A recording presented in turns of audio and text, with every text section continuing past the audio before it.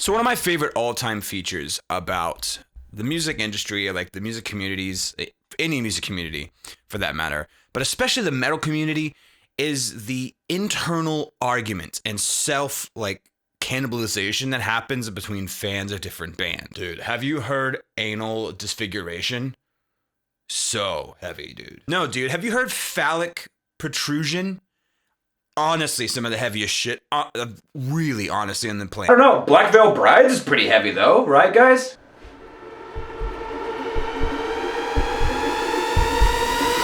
And so I've decided to join in and add my own flavor to the toxicity in the community.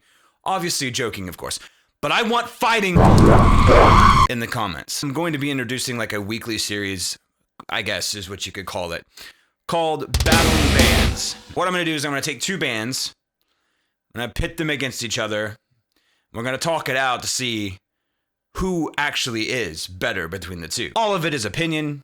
This is mostly just for fun and shits and giggles. Don't get butthurt if I say that your band sucks, because the reality is it's just my opinion. Two bands that I'm choosing to start off with are Lorna Shore versus Immortal Disfigurement. Let's start off with the glaring elephant in the room in the vocalists. And Will Ramos and CJ McCreery. Everybody knows that CJ McCreery was part of Lorna Shore at one point, and then, has had the saga of being in and out of different bands, and now he's created in and around Immortal Disfigurement, which has had its own issues, to say the least, as of late moving forward. So there's that. But as it stands up in the ground of better vocal performers, I am going to give my personal cap to Will. And I will say, on the basis that I think he has a little bit more dynamic range and ability. Also, too, with all of the clean vocals that he's come out with and shown that he has that dynamic range ability, I think he's a better vocalist overall. And I find some of his vocal deliveries to be more interesting. I think he has a better higher range than CJ does. And I just think his, the actual melodies that he writes fits the songs so well and gives it deeper impact as opposed to just straight nasty heaviness. And I'm not saying that I think CJ sucks by any stretch of the imagination, okay? Don't get me wrong here. I think CJ has his own set of skills that he has that fits him and fits the type of music that he does with, Immortal Disfigurement. But I think that overall, just looking at all of the tools in the tool belt, Will has him beat. I will say that CJ has better lows in my personal opinion. I think he has better gutturals, but again, to each their own. Overall, though, for vocalists, Will win. The next thing is instrumentation and guitar playing and all of the actual structure of music, the actual music itself. I think that the Lorna Shore era, when they did Immortal, and if you wanted to know how I feel about all of Lorna Shore's albums, go back and watch my last video, where I listened to every Lorna Shore album from start to finish and then rank them. But I really think that Immortal was Lorna Shore's peak. Now, Pain Remains is also an awesome album. I think it's just a masterpiece in its own right, the same way Immortal is, but it's different.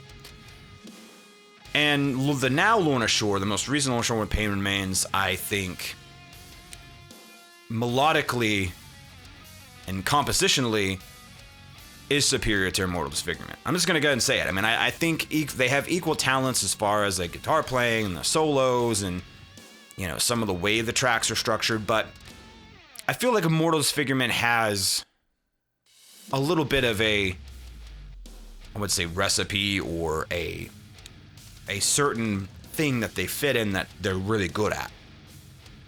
And Lorna Shore has kind of has expended forward and doing more melodic type things and, having some different